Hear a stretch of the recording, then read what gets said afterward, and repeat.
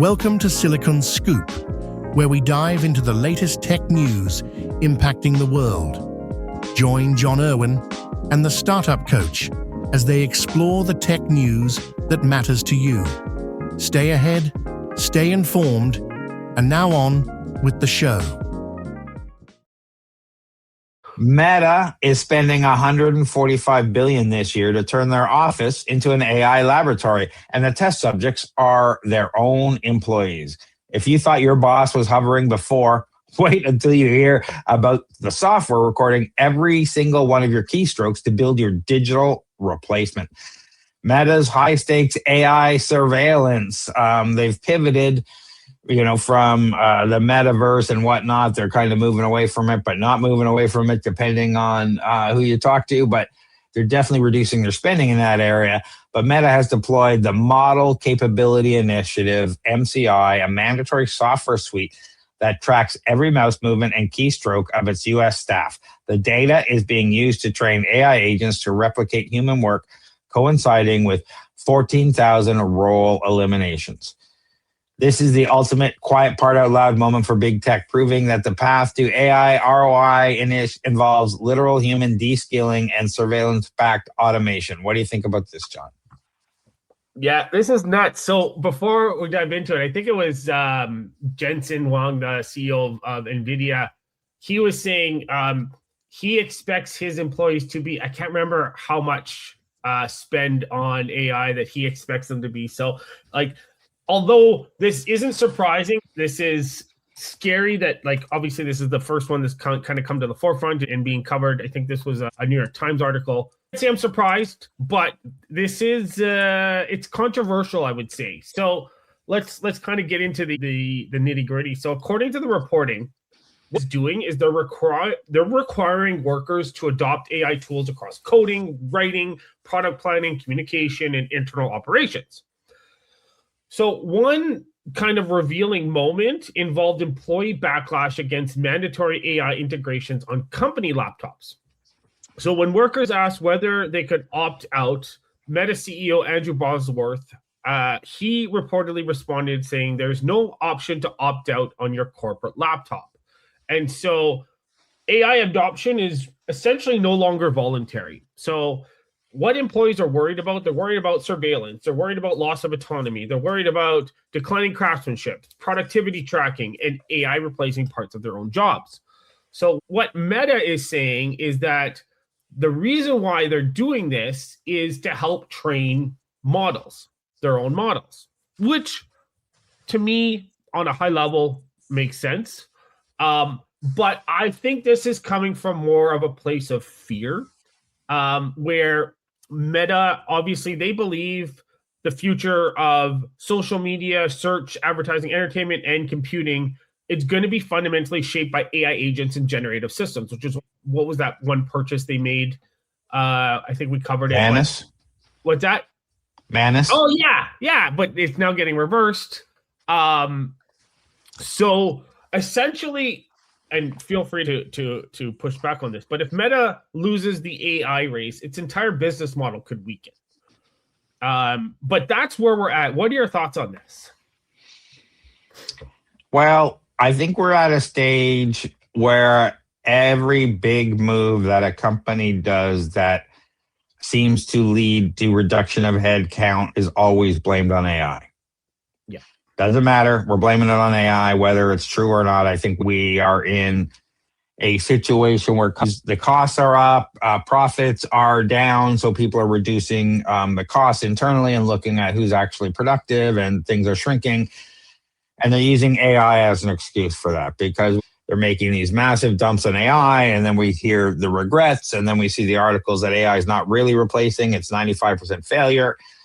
So it's hard to see who's doing what. But let's take a step back and think about the reality that Meta is in right now and see if there's some truth behind this that we can kind of maybe shed some light on. So Meta's capital expenditure has been revised upward from 125 to 145 billion. This is nearly double what the company spent in 2025.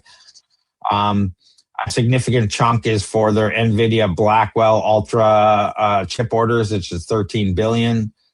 So they've got a huge CapEx related to AI, and they've got a positioning problem. This chart didn't turn out too good, but Anthropic's got 40% of enterprise AI market share. OpenAI's got 27%. Google's got 21%. All others, that's everyone else, including Meta, is combined is under 12%. So they have very limited visibility by the customer focus. And so as a result, if people aren't using your AI, you're not training your AI isn't getting better faster. People realized recently that Anthropic got it right by saying, let's focus on development, because with development, we can do everything else. We can train our models to train themselves and develop better. Everyone else is just starting to catch up to that meme.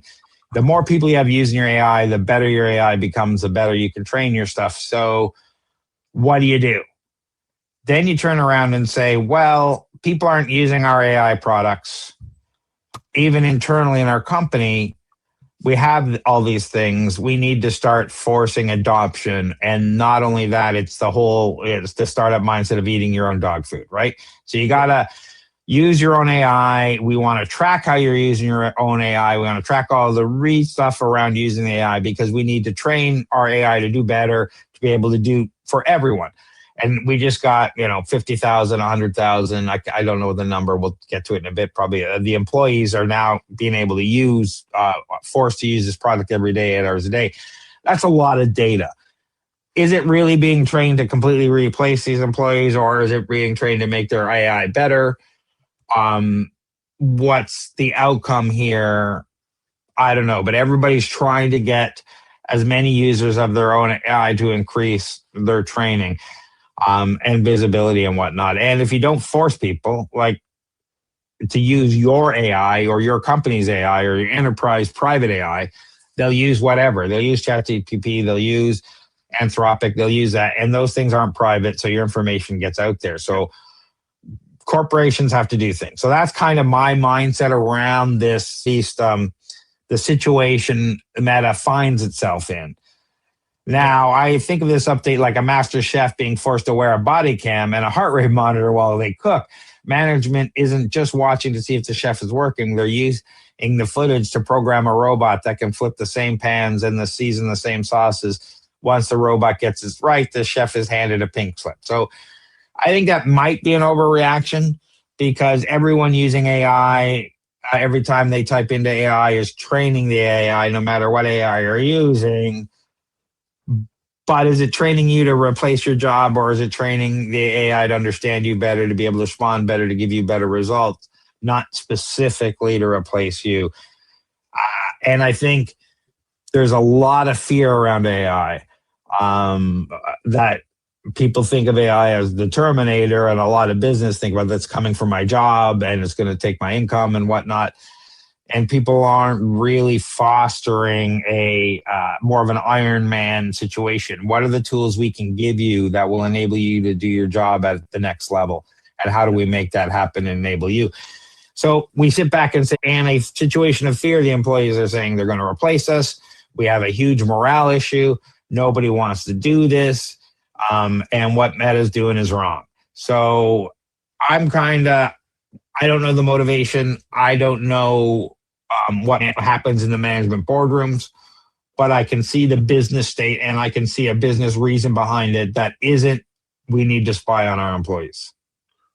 Yeah, well, it's not just Meta though. Silicon Valley, they're kind of quietly transitioning from what we would call a perks culture to more of a performance culture, in my opinion. So for years, most of these major tech firms, they emphasize flexibility, campus culture, experimentation, employee comfort, all that sort of stuff. But I feel that now the industry is shifting more towards leaner organizations, stack ranking, performance pressure, and AI-enabled productivity expectations. And I think Meta right now may be one of the clearest examples of this transition. So like the old move fast and break things culture is evolving into move fast with AI or become obsolete. Do you think, what are your thoughts on that? I absolutely think that's the case. We need to move fast with all this. But I also, as we started talking briefly offline before we got started, some of this is also, like you said, everyone's doing it. Microsoft Recall.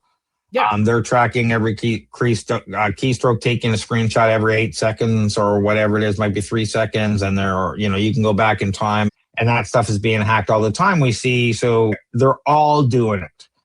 Yeah.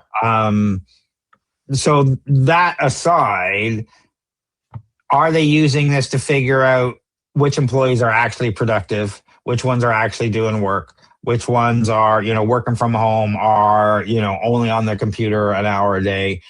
Some of that is bound to be happening as well because, with the work from home culture that we have now, like I was saying, we used to do management by walking around and then meetings and productivity reports and stuff. But a lot of times you just can't tell until you see stuff. And when the age of AI, you're not sure how much is a person, how much is AI. And so you want companies want to have a better control of their information, their data. They don't want public AI using it. And they also want their employees, working regular work hours. So we're in a situation here where people are training AI to replace their jobs all across the world.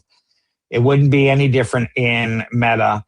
I'm just not sure that what percentage of this is driven by let's replace jobs, 10%, 20%, and how much is driven by we are way behind in AI and need to train our models in order to get the Meta, the Llama models being used by more companies. So the MCI captures periodic screenshots, which are likely being processed by multimodal LLMs to bridge the gap between text code and visual UI execution. Meta is paying player AI research packages exceeding 100 million in 1 year, creating a massive internal wealth gap where the builders earn 500 times more than the users being monitored. Despite the massive spend, Meta's Reality Labs metaverse division is still hemorrhaging cash, losing over $4 billion in Q1 2026 alone. And I just wanted to mention, you said, Jensen Huang,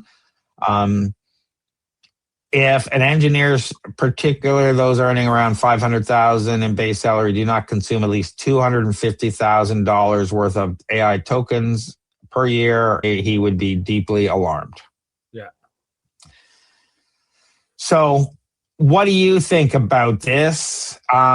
Is Meta cannibalizing its own culture to build an AI workforce or making its AI superior to compete? Or is it all in the same thing, betting that silicon efficiency will eventually outrun human resentment? Would you stay at a job that recorded every keystroke to train your replacement? Or is the Meta paycheck no longer worth the privacy price tag? Let us know what you think in the chat. We'd love to hear from you. Tired of drowning in repetitive tasks while your competitors race ahead? Every minute you spend on manual data entry, scheduling, and routine processes is a minute you're not growing your business. Flowgrammer.ca transforms your workflow chaos into seamless automation. We build AI-powered systems that handle your busy work so you can focus on what actually makes you money. Our clients typically save 15 plus hours per week and see their productivity double within 60 days. Visit flowgrammer.ca for a free automation audit. That's flowgrammer.ca. Stop working in your business and start working on it.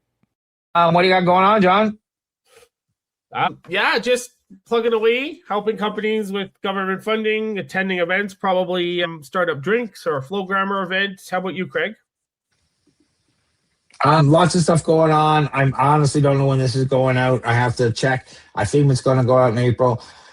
But there's all sorts of stuff going on. If you don't know about OpenClaw, it's the latest AI automation agent that's taken the world by storm in 2026. And OpenClaw Toronto chapter just launched. And we have all sorts of events going on. So check out openclawto.com. Our first demo night is April 14th. We have a Builder Cafe on April 10th. We have a bunch of other events. There's updates every day. We've deconstructed the latest 2 betas over the weekend that was launched in OpenClaw and what you should do about them. There's a bunch of articles over there. Go check that out. We're also over at flowgrammer.ca where we do N8N automations. We run the Flowgrammer community. I do Builders Hub and connectivity for AI and business automation agents. And for everything else, head over to Toronto Starts, where we hook up startups and investors at our Startup Investor Drinks. We do mentoring, we do workshops, we have a list of investors. There's a whole bunch of content over. You can also book me over there if you want a meeting with me to talk about whatever, help your startup. Check out TorontoStarts.com. But John, if people are looking for non-dilutive funding, where should they go and what is that? Yeah, non-dilutive funding. We're talking government grants, tax credits. Come find me on LinkedIn if you have any questions. Right now is shred time, SRNED. But come reach out to me too if you've got a startup, if you've got a company, reach out to me if you have any questions. And if they have company questions about their startup in general, where do they find you, Craig? Yeah, find me at TorontoStarts.com. But John, just before we go,